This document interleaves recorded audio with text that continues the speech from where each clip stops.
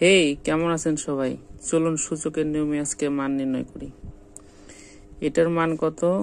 এটার মান হচ্ছে রুট ওভার থাকলে এরকম দেখুন, রুট যদি থাকে কোনোর উপর, তাহলে আমরা লিখতে পারি সূচকের নিয়মে হাফ, রুটের মান হাফ। তাহলে এটা যখন থাকবে, যখন 4 থাকবে, তখন যদি 4 থাকে এরকম, সেক্ষেত্রে এক্স টু দি পাওয়ার 1/4 হবে। ঠিক আছে, তাহলে এখানে কি হবে? এখানে এক্স এর মান কত? এক্স টু দি পাওয়ার 4 গুণন এখানে কি 1/, এক্স টু দি পাওয়ার 1/4। ঠিক আছে, তাহলে এটাকে যদি আপনি দেখুন, এটাকে যদি আপনি লিখতে পারেন এভাবে, এক্স 1/, এক্স টু দি পাওয়ার 4 গুণন, আর এটা নিচে 1 এর নিচে আছে, যখন এটার উপরে তুলবেন তখন কি হবে?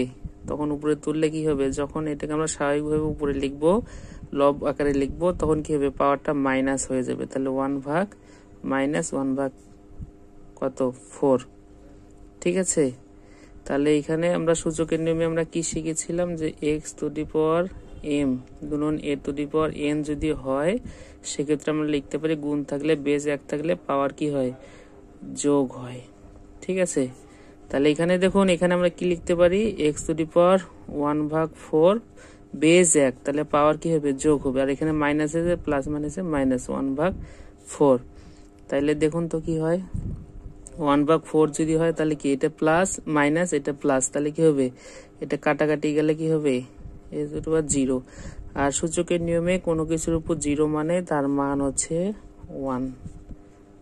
এইটাই হচ্ছে অ্যান্সার।